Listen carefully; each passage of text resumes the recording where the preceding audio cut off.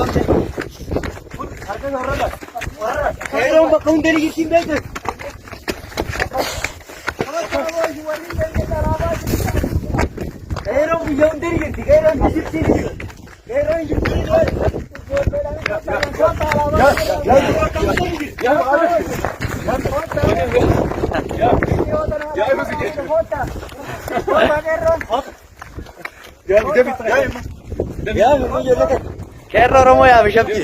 Kerro Oromoo yaa bishabdi.